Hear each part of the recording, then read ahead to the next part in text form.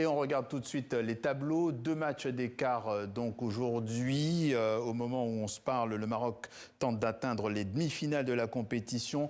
Maud Ninov, on vous retrouve sur place. Maud, tout simplement, où en est-on ? Oui, bonsoir. Alors, on est tout à fait ravis, évidemment, de vous retrouver à ce moment-là, ici au Maroc. Et ce soir, pourquoi ? Parce qu'il y a à peu près 10 minutes, 73e minute, deuxième but pour le Maroc. Vous entendez, ça commence encore un petit peu à monter la pression. Alors, c'est à la fois calme, très concentré, et en même temps, ça monte. Le Cameroun, on le sait, c'est la hantise du Maroc. Donc, il faut absolument gagner ce match. 26e minute, Brahim Diaz, ovation ici. Pourquoi ? Eh bien parce que Brahim Diaz, c'est quand même l'un des grands buteurs aussi de cette CAN. Il est marocain, il a déjà marqué 5 buts. Ça monte et je vous emmène là tout de suite avec l'un des femmes que l'on suit depuis tout à l'heure. Hamid, vous êtes avec nous. Alors en fait, ce qu'il faut savoir, c'est qu'il est très concentré, presque un peu seul. Je vous tends le micro. Comment ça se passe ce soir ? Vraiment, je sais pas quoi dire. Beaucoup d'émotions. On est vraiment soulagé après le deuxième but. Première mi-temps, c'était magnifique pour l'équipe marocaine. Ils ont bien joué, tout le monde était concentré. Deuxième mi-temps, c'est normal, le niveau est un petit peu baissé. Et après deuxième but, vraiment, tout le monde est soulagé. On est fiers de nos joueurs. Espérons qu'on ne voit pas une surprise dans les dernières minutes. On a l'impression que c'est une souffrance là quand même de vous voir regarder le match. C'est normal, on joue contre le Cameroun, c'est pas un match facile. Les Camerounais jouent très bien, on a vu leur parcours dans cette édition. On a fait peur, espérons. On est Donc ça monte, on nous a dit ici c'est une guerre. Merci. Maud Ninov qui est immergée au cœur des supporters marocains. On le rappelle que le Maroc mène donc 2-0. Dans l'autre match du jour, un peu plus tôt, on l'a vu, on va le voir en tableau, le Sénégal s'est débarrassé du Mali. Petite victoire donc 1-0. Domination sénégalaise. L'Union de Teranga ont d'ailleurs joué toute la deuxième mi-temps en supériorité numérique. On fait le point à Dakar avec Alison Fernandez. Le Sénégal vient de se qualifier pour la demi-finale de la Coupe d'Afrique des Nations. Et ici, à la fan zone de la place du Monument de la Renaissance, c'est l'explosion de joie, comme vous pouvez le voir derrière moi. Alors voilà, quel est votre sentiment maintenant ? Vraiment, madame, on est fiers de ça, vraiment. On est très contents, quoi, vraiment. Vraiment, on est très contents de tout ça, quoi. On a qualifié le demi-finale, vraiment. On est très contents. Vous êtes fiers. Et vous êtes fiers de la prestation de la prestation de l'équipe du Sénégal, on est fiers. On est fiers, vraiment. On remercie tous les autres Sénégalais. Qu'ils se reposent. Prépare la demi-finale. On va gagner, on va prendre notre deuxième trophée. La deuxième étoile va venir. Tu comprends? Ici, voilà. Mais bravo, Krépin Diatta. Les Sénégalais qui espèrent donc reconquérir la couronne. Bravo, Krépin Diatta. Voilà, en direct de Dakar. Voilà, on se projette demain, 2 autres quarts de finale, Égypte-Côte d'Ivoire dans la soirée, mais d'abord dans l'après-midi, Algérie-Nigeria. Et on s'intéresse à cette première rencontre de demain. On va pour cela retrouver Mehdi Daak, fondateur de dzfoot.com, un média consacré au football algérien. Bonsoir, vous m'entendez ? Bonsoir, bonsoir. L'Algérie n'était pas sortie des poules lors des 2 dernières CAN. Là, elle est en quart. Est-ce qu'il faut croire à un déclic cette année pour les Fennecs ? Beaucoup de supporters commencent à rêver de 2019 en voyant les résultats de cette année.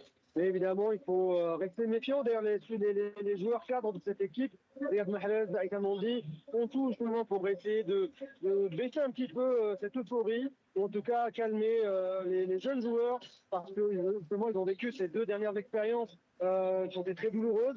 Mais évidemment, tout le monde commence à y penser, même si en face, ça va être comme le Nigeria en quart de finale, meilleure attaque de cette CAN jusqu'ici, avec des poudres de guerre comme Osimhen et Lookman qui vont peur à tout le monde. Ouais, vous avez dit quand même, on reste quand même sur l'Algérie, calmer les joueurs parce qu'il y a une sorte de surexcitation. Non, pas dans le groupe en tout cas. C'est ce qu'on observe, même chez les supporters, on voit pas mal de retenues. Juste avant, contre la RDC, Les Congolais étaient très, voilà, ils parlaient beaucoup, les Algériens aussi, mais beaucoup moins finalement parce que il restait quand même ce traumatisme. Ce traumatisme reste quand même prégnant. Les deux dernières cannes, sortir au premier tour après avoir été champion, c'est pas rien. Ouais. Face à l'Algérie, les Super Eagles, contrairement au Fennec, ils ne seront pas à la Coupe du Monde en juin. Est-ce qu'ils misent, selon vous, tout sur la CAN? Oui, on sent chez eux un côté revanchard justement par rapport à cette élimination de la Coupe du Monde, alors qu'ils ont démontré qu'ils avaient les forces pour y aller. J'ai parlé des deux attaquants vedettes, mais il y a aussi plein d'autres joueurs au Nigeria, comme Iwobi, comme Moses, comme Ajayi ou Ndidi, qui sont des joueurs expérimentés, et ont même plusieurs d'entre eux ont été éliminés par l'Algérie en 2019 en demi-finale. Et donc, ils sont là, ils montrent qu'ils ont tout à fait les capacités d'aller loin dans cette case. Merci Mehdi Edak. On rappelle que vous êtes fondateur de dzfoot.com et on rappelle aussi que le vainqueur de ce Algérie-Nigeria de demain croisera en demi-finale le vainqueur du match en cours en ce moment où l'on parle entre le Cameroun et le Maroc. Direction le Cameroun justement. Bonsoir Marcel Amoko. Il ne reste plus beaucoup de temps. Le score n'est pas favorable. Est-ce qu'on y croit encore, Marcel?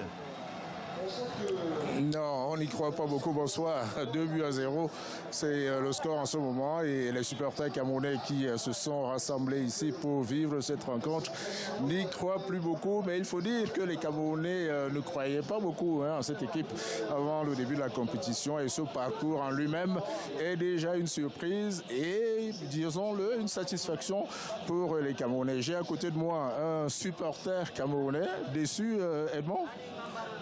Je ne suis pas assez déçu parce que je n'imaginais pas ce parcours aussi bien fait par notre sélection où on ne misait pas pour eux. Et je suis très fier du chemin dont nous sommes arrêtés. Et c'est une équipe jeune. Nous avons encore à pouvoir avoir un peu de punch pour les prochaines Coupe d'Afrique. Compétition. Et je le disais, avant la compétition, les Camerounais ont changé d'entraîneur, ont même limogé l'entraîneur qui était là. Et donc beaucoup de Camerounais ne pensent pas que cette équipe aurait même... Nous sommes fiers de nos jeunes. Aucun Camerounais n'est fâché. Nous sommes très fiers d'eux. Et nous avons une très bonne équipe et un très bon groupe à laquelle tous les Camerounais croient en eux pour les prochaines compétitions. Voilà, c'est un peu le sentiment ici, déçu certes par ce score et cette probable élimination, mais l'espoir qu'une nouvelle génération de footballeurs, de joueurs camerounais est en train de se mettre en place et que c'est de bon augure pour les prochaines échéances. Merci Marcel Amoko. On retient effectivement que les jeunes, c'est l'avenir et qu'il va peut-être falloir compter sur la prochaine CAN, celle qui viendra dans quelques années. On revient d'un instant quand même pour rappeler que pour l'instant, le Maroc mène toujours 2-0 contre le Cameroun et que nous avons passé le cap des arrêts de jeu puisque nous sommes au-delà du temps réglementaire. Voilà ce que l'on pouvait dire de ce match Lions de l'Atlas contre les Lions indomptables. 2-0 donc pour le Maroc. Et c'est tout pour ce soir. Merci, bonne soirée, à demain.